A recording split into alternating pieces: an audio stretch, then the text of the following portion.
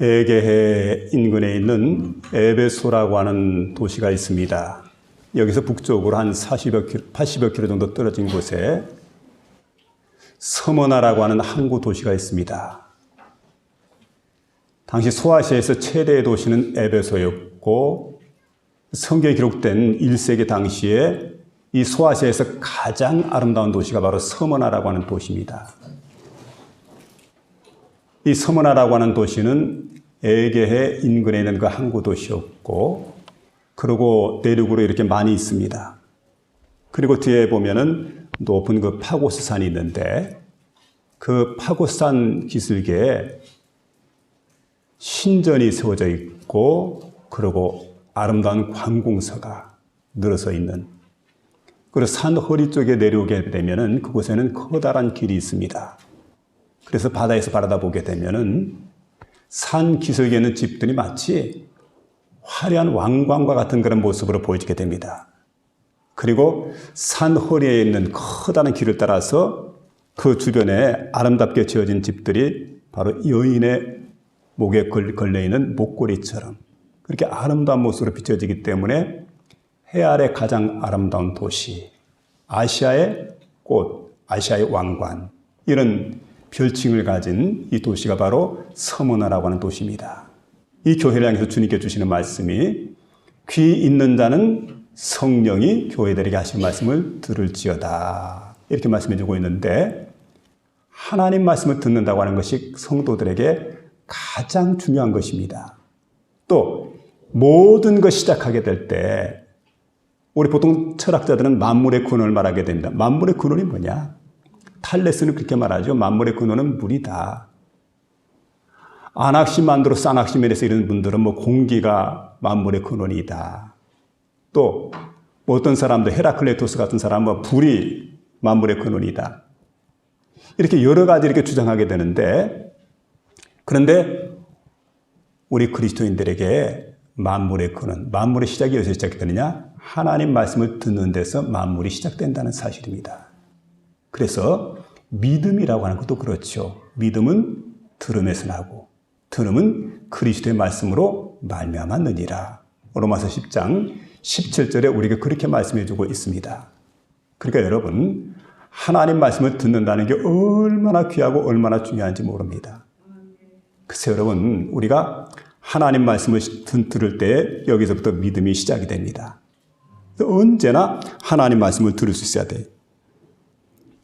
구원에 이르는 믿음도 바로 하나님 말씀을 듣는 가운데, 순종하는 믿음도 하나님 말씀을 듣는 가운데 시작이 되어지게 됩니다.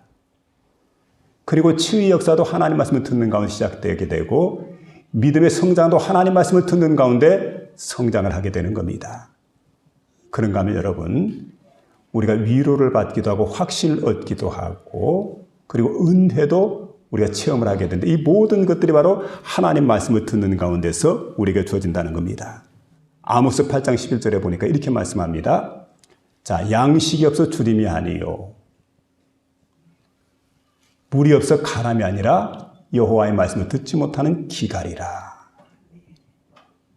이렇게 말씀해 주고 있습니다. 그 다음에 마태복음 7장 24절도 보니까, 자, 주님께서 산상봉헌의 모든 말씀을 전하시고 난 다음에 결론적으로 누구든지 나의 말을 듣고 지키는 자, 그 집을 반석 위에 지은 지혜로운 사람 같으리니, 이렇게 말씀해 주고 있습니다.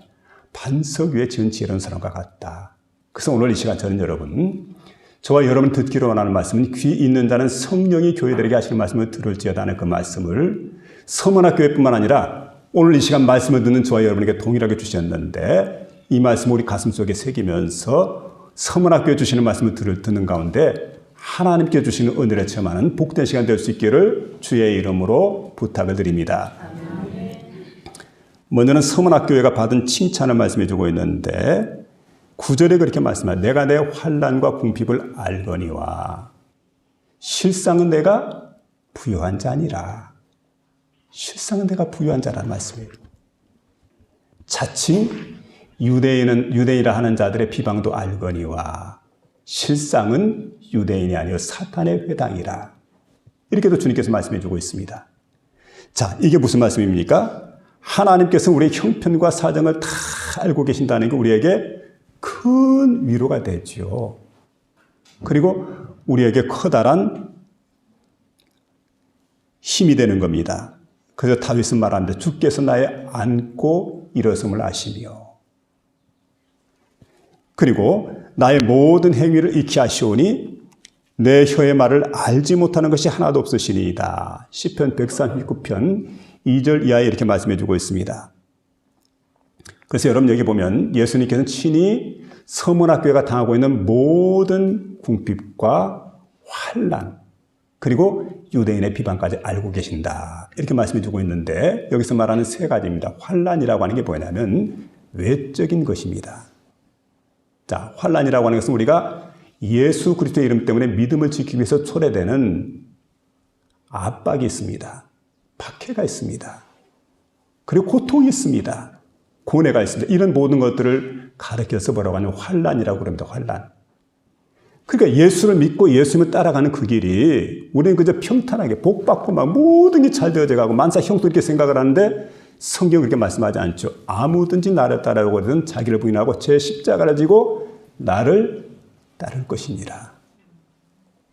여러분 천성에 가는 길 험하여도 생명길 되나니 은혜가 되는 줄로 믿으시기 바랍니다. 내 주를 가까이 하게 하면 십자가짐 같은 고생의 길입니다. 이런 고생의 길, 고난의 길을 마다하지 않고 그 길을 따라가는 건데 1세기 그리스도인들에게 서머나 쪽의 그리스도인들에게 가장 커다란 문제가 뭐냐면 황제를 숭배하는 문제입니다. 당시 황제였던 도미티아누스가 그 모든 서머나 시민들에게 황제를 숭배하도록 그래서 누구든 다 황제를 숭배해야 되는데 당시에 이 서머나교회 총책임자였던 폴리갑이라고 하는 감독, 요즘 말하는 목사이지요. 이분이 황제 숭배를 반대합니다. 온 교인들이 한 덩어리가 되었습니다. 그럼 모두가 황제 숭배를 반대하기 때문에 온 교회에 환난의 바람이 지금 불어오고 있습니다.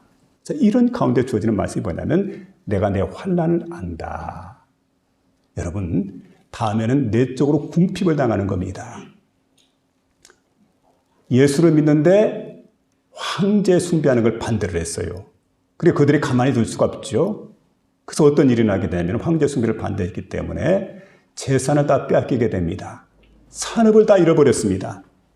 그리고 자신이 거처하는 그 집까지 다 잃어버렸습니다. 모든 걸 몰수당했어요. 그리고 예수 믿는 것 때문에 하루아침에 알거지가 되어버린 아주 궁핍 가운데 처해져 있던 가난한 그리스도인들이 되었습니다. 그들에게 주시는 말씀이죠. 내가 내 궁핍을 안다. 주님께서 말씀합니다. 그 다음에 유대인의 비방도 안다고 말씀해요. 유대인의 회방이 있죠. 그 유대인들이 어떤 사람들입니까? 원래 이 유대인이라고 할 때 유대 나라가 AD 70년에 완전히 로마 제국 타이터스에 의해서 멸망을 당합니다. 그 전 세계로 뿔뿔이 흩어지게 될 때 그들을 가리켜서 이제 디아스포라 유대인 이렇게 말하게 되는데 세계 각처로 다 흩어지게 되는데 그 중에서 어떤 사람들이 서머나까지 오게 됩니다.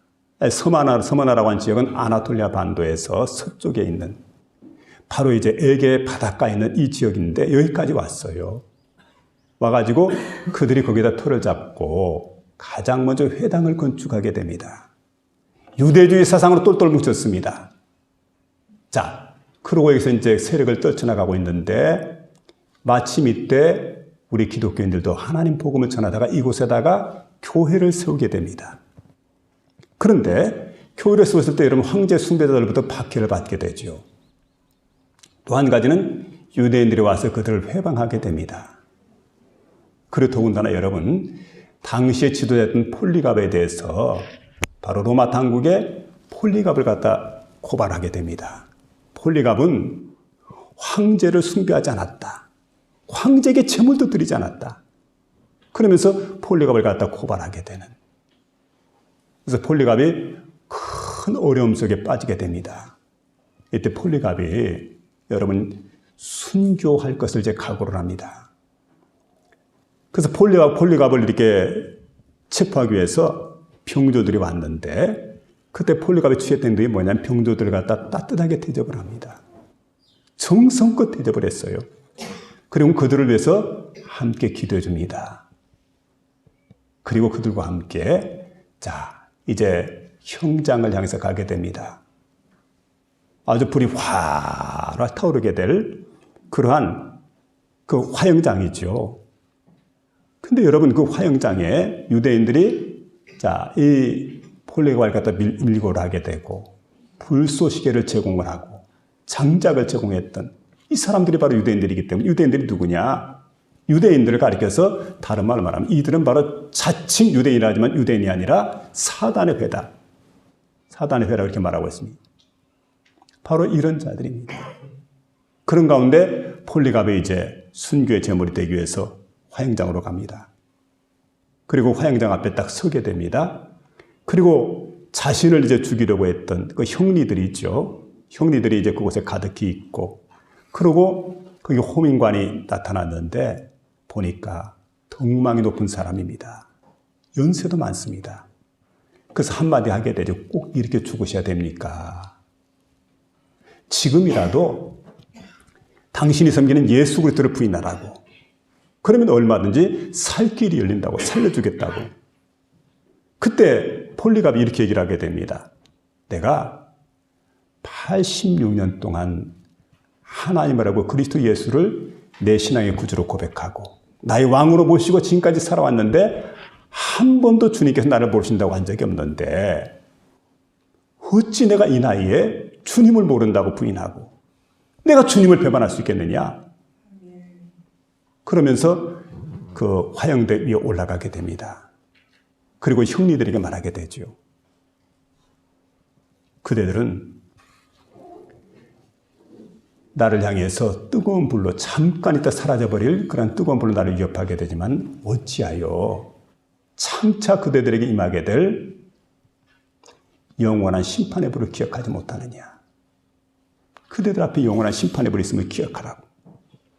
그리고는 찬송을 부르면서 그 화형대 위에 올라가게 됩니다. 뜨거운 불꽃 가운데서 평화로운 모습을 지으면서 찬송을 부르면서 그렇게 그는 순교의 제물이 되었던 겁니다.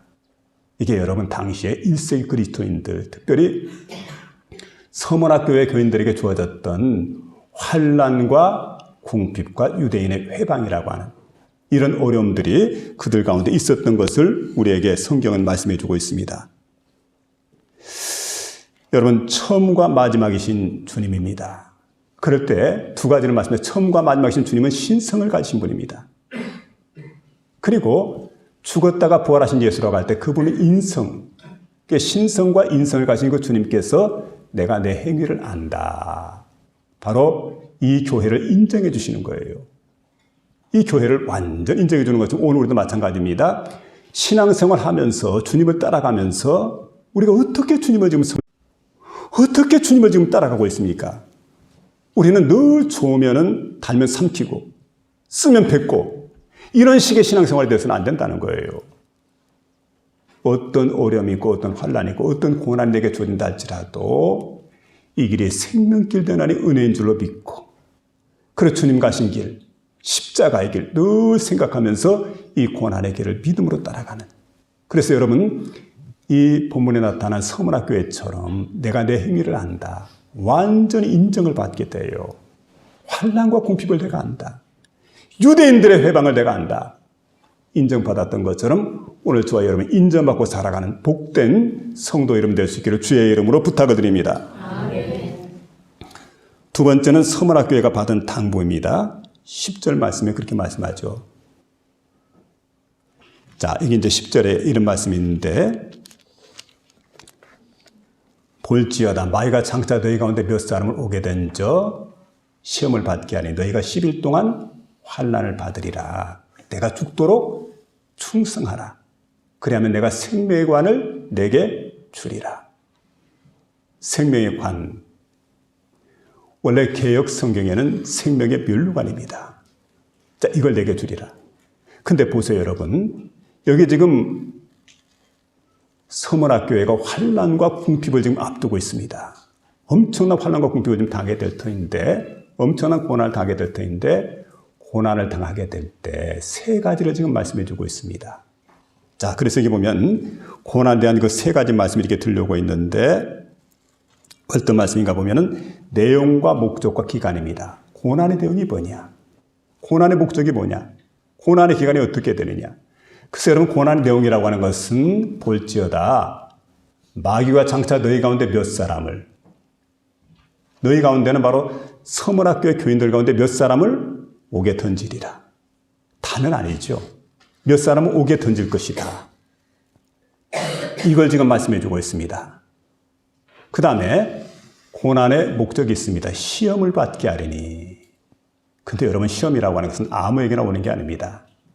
하나님께서 허락하신 사람에게 시험이 오게 됩니다. 하나님이 허락하신.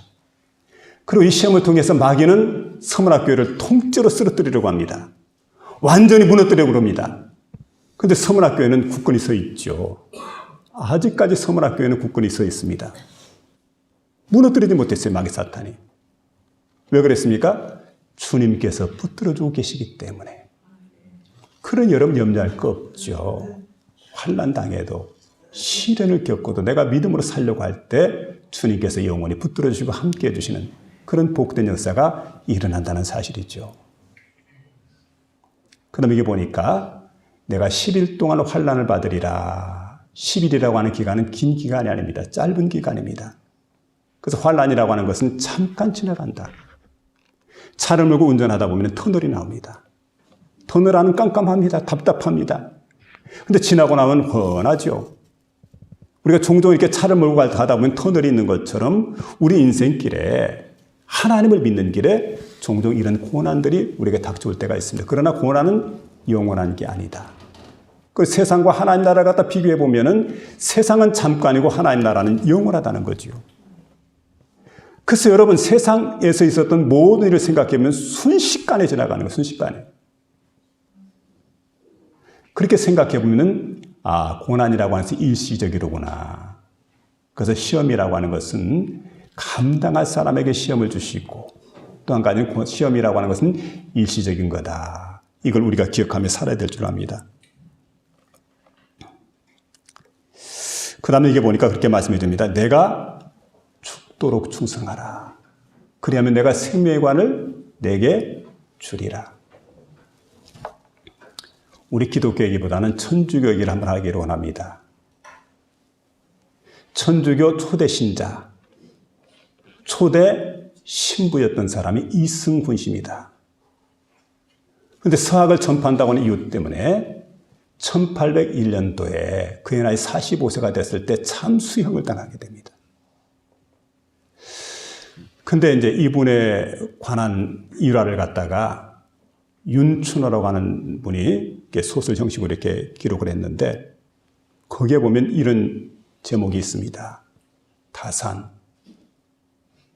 자네가 믿는다는 것은 무엇인가? 다산은 정약용을 말하죠. 그래서 정약용과 이승훈이라고 하는 사람은 천안배부사입니다. 정약용 다산의 누이가 바로 그 이승훈의 신부가 됩니다. 그리고 혼인을 하게 되죠. 그리고 한 가정을 이루게 되고, 그러니까 이제 정약용과는 가까운 가족이죠. 자, 이런 관계가 되었는데, 같은 천주교를 이제 믿었기 때문에 한 뜻을 품게 됩니다. 근데 이 두 사람이 결정적으로 운명이 갈리게 된 것은 바로 신유받기 때문이다. 아시는 대로 정조대왕은 바로 천주교에 대해서 유화정책을 펼쳤습니다. 근데 그 세상을 떠나고 난 다음에 정순왕후가 다스리는 수렴청정을 하게 되는 그런 시대가 돌아오게 됩니다. 그는 노론 벽파들과 가까이 지냅니다. 그리고 자신과 대립관계에 있었던 남의 시파를 갖다가 숙청하는 과정 속에서 천주교를 이용을 합니다. 천주교라고 하는 것은 인륜을 저버리는 짐승과 같은 서학이다. 반드시 천주교 신봉하는 자 있다고 한다면 그들을 적발해서 그들을 처형할 수 있도록 해라. 적발해서 처형을 하게 되는데 무려 300명이 죽임을 당하게 됩니다.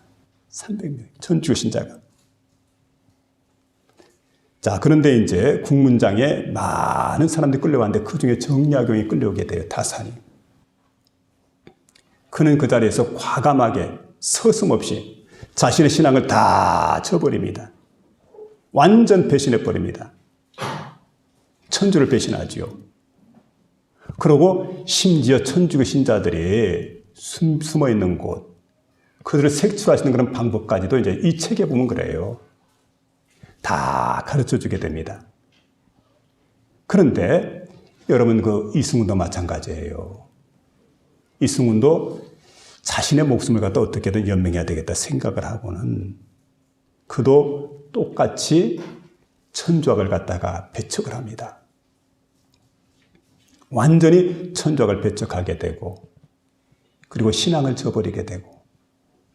그런데 한 가지 다른 점이 있었던데 그것은 뭐냐면 자신과 함께 했던 많은 동료들, 그들의 이름을 절대 실토하지 않는 거예요. 그래서 결국 이 사람은 참수형을 당하게 되는데 참수형을 당하기 직전에 그때 다산에게 이게 묻는 얘기가 있어요. 그게 뭐냐면 다산, 그대가 지금 생각하고 있는 것, 그대에게서 믿음이라는 게 도대체 뭔가? 먼저 이제 믿음을 묻게 되고 또 한 가지는 천주가 그대의 전부였던 적이 단 한 번이라도 있었던가? 천주가 그대의 전부였던 적이. 또 하나는 그대의 두 발을 갖다가 온전히 교회에 디디본 적이 있는가? 왜냐하면 여러분, 한 손으로는 성경을 읽고 있지만 한 손으로는 천주 교도들 갖다 잡아다가 박해한 일에 앞장서는, 그러니까 두 얼굴을 가진 사람이, 이게 그대의 얼굴일세.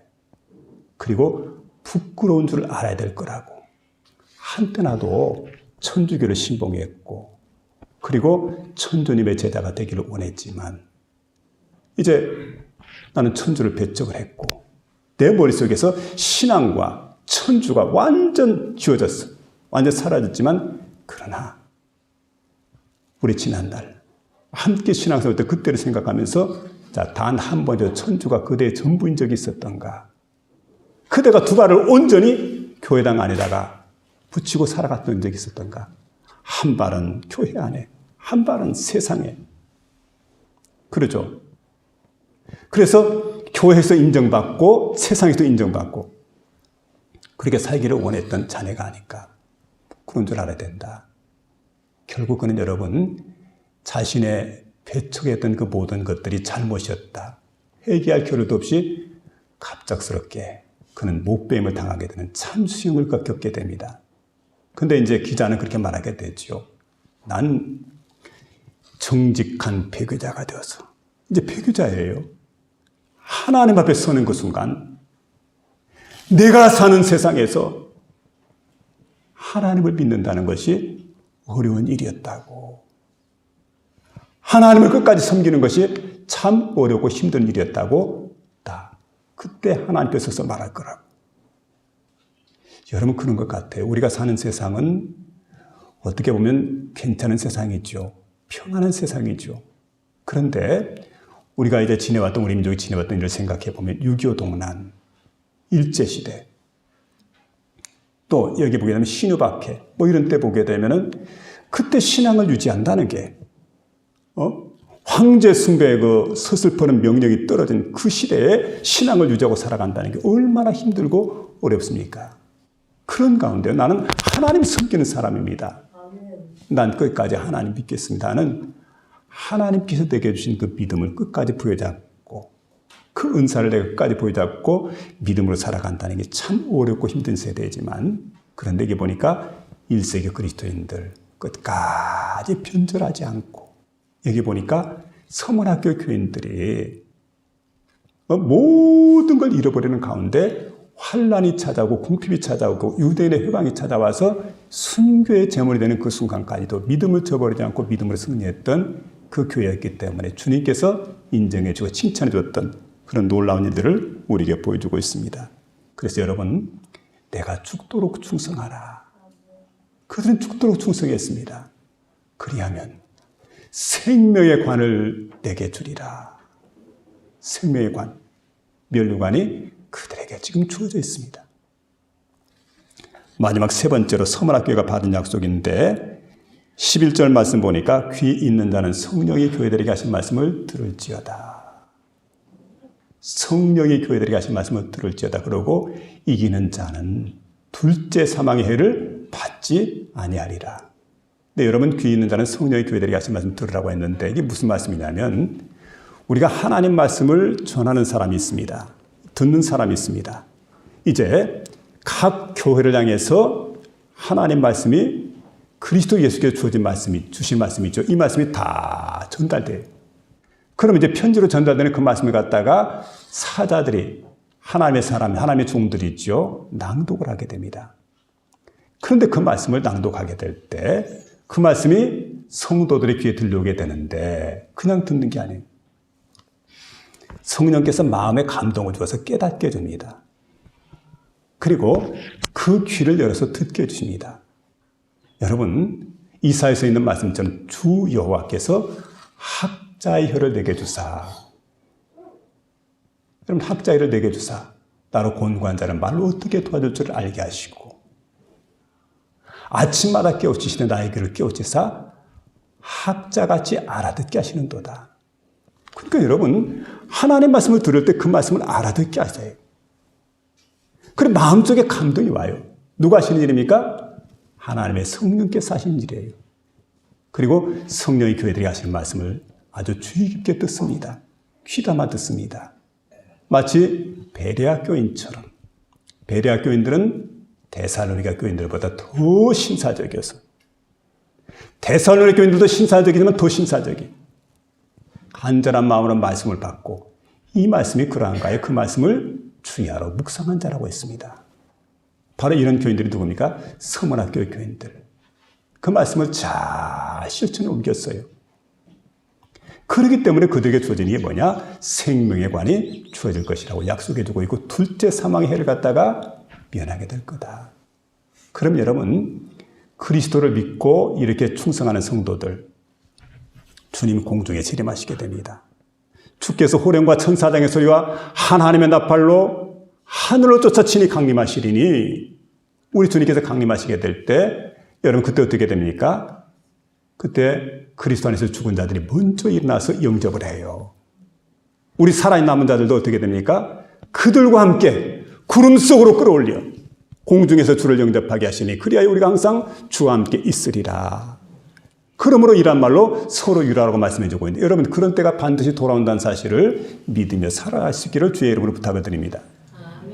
그때가 와요. 그때가. 그래서 여러분 한 번 그리스도를 위해서 죽음이 있습니다. 오늘 예수 믿는다고 하는 것들은 육신의 죽음이 주어질지 모르겠지만 그러나 영혼은 살아나죠. 그 여러분 둘째 사망해를 갖다가 면하게 될 거다. 왜냐하면 첫째 부활에 동참하기 때문에 이 부활에 동참하기 때문에 둘째 사망은 바로 뭘 얘기합니까? 영원한 지옥 흉입니다. 너에게 이런 복을 갖다가 내가 허락해 주겠다. 주님은 그렇게 우리에게 말씀해 주고 있습니다. 그들은 그리스도로부터 세세토록 왕노릇 할 수 있는 그런 특권이 주어지게 됩니다. 그리고 서문학교에는 착하고 좋은 마음으로 예수님 말씀을 듣고 잘 지켰습니다. 세 가지죠. 환난과 궁핍과 유대인의 비방을 잘 겪었다. 잘 이겼다. 그리고 충성을 했다. 그런 말씀입니다.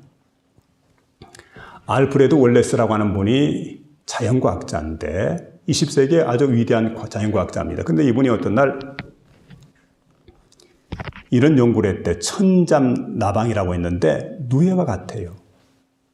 그런데 이 천잠나방이 꼬치를 이렇게 뚫고 나오는데 너무너무 안간힘을 쓰고 발버둥 치고 힘쓰는 걸 바라보고 있다가 안타까운 마음을 갖고 내가 열어줘야 되겠구나. 그리고 그 가위를 싹둑 잘라가지고 쉽게 나올 수 있도록. 그런데 이 나방이 밖으로 나왔는데 보니까 색깔이 선명치 않더라는 거예요. 무늬가 선명치 않아요. 그리고 또 보니까 날개짓을 제대로 못합니다. 그리고 뒤뚱뒤뚱 하더니 그냥 쓰러져 가지고 그대로 죽어버렸어요. 그래 이분이 느끼는 겁니다. 아, 이 천잠나방이 아름다운 무늬를 갖다 유지를 하고 또 날개가 튼튼해지고 온 몸이 힘을 얻기 위해서는 과정이 필요했구나. 그 과정이 뭐냐면 고난의 과정이에요. 그래서 고난의 과정을 갖다가 무시해버리고 열어주니까 이렇게 비참하게 쓰러져 죽게 되는구나.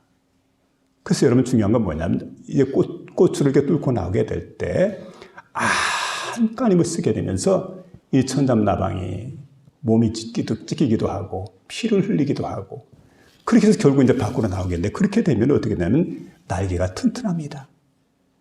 그리고 날개짓을 잘하는 거예요. 그리고 무늬가 아름답습니다. 게다가 온몸이 건강하고 튼튼합니다. 그래서 여러분 이 천잠나방이 아름다운 무늬를 가지고 마음껏 하늘을 날아가는 그런 모습을 보게 되는 것은 고난의 과정을 통과했기 때문에 가능했다는 거지요. 우리 예수 믿는 믿음의 사람들이 마찬가지입니다. 고난이라고 하는 과정이 우리에게 필요합니다. 이 과정을 우리가 잘 겪어야 돼요. 그러면 우리 영혼이 튼튼해져요.